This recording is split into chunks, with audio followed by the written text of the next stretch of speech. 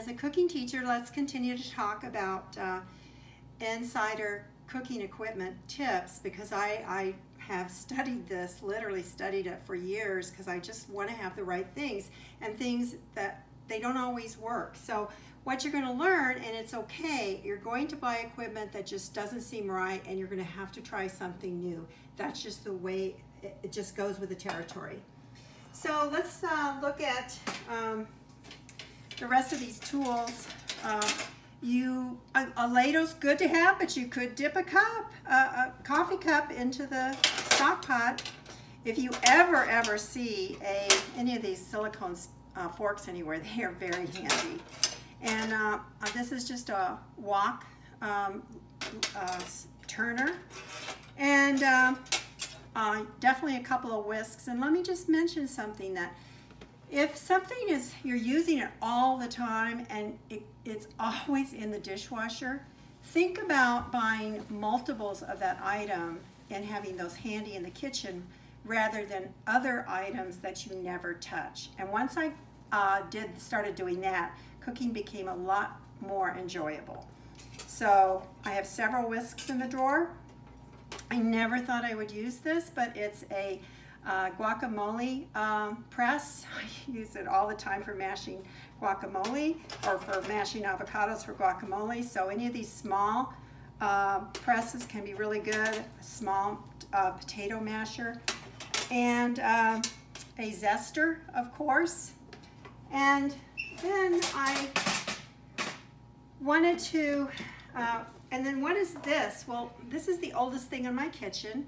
It's a cutting board I made like 50 years ago. But what it's handy for, it's really sturdy, it's probably maple, is that I take it outside for pounding meat and put it on the sidewalk, and then I can pound meat on it and it won't break. So that's just, things work. You never know how long they're going to be useful.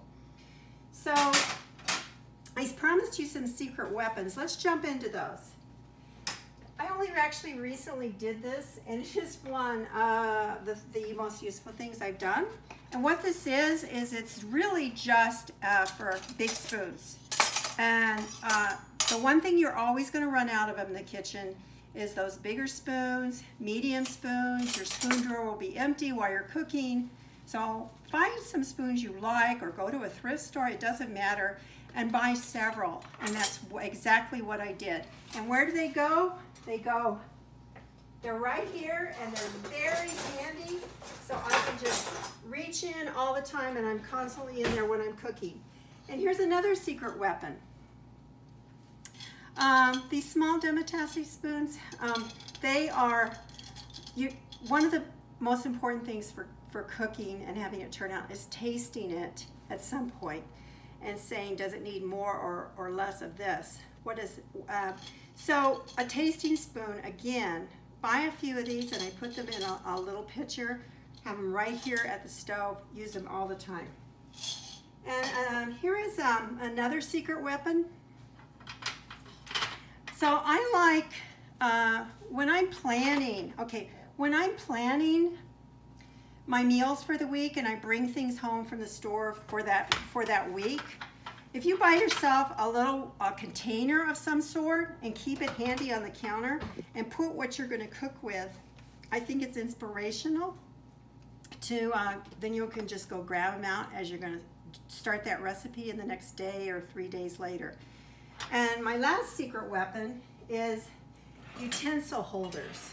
So I used to have just a couple, one here, whatever, one there, just for the regular spoons. But I came up with the idea, I got so frustrated that plastic wrap and foil which is the ones I grabbed the most, were not handy. They're always buried somewhere, and I don't have enough drawer space. I put them in a utensil container on the counter. So helpful. Plus, you really need a ruler. You will use it all the time. So you can also use utensil holders for, I put soap in it right by the sink and that sort of thing. That hides them. And you can also use them for any special gadgets that you want to keep out on the counter where you don't have enough drawer space. And then lastly, along those lines, shorter crocks or containers. And frankly, I bought this at a thrift shop. It's a favorite. It's handmade pottery. For those tools that are too short for a utensil holder, too many of them for the drawer. And so I just put them in here. So I'm looking for a short tool. Where could it be? So that is very helpful. And we're gonna come back and probably finish up in the next video. This is Get Real in the Kitchen with Deanna Ohlsson, live from Denver, one take. See you in the next video.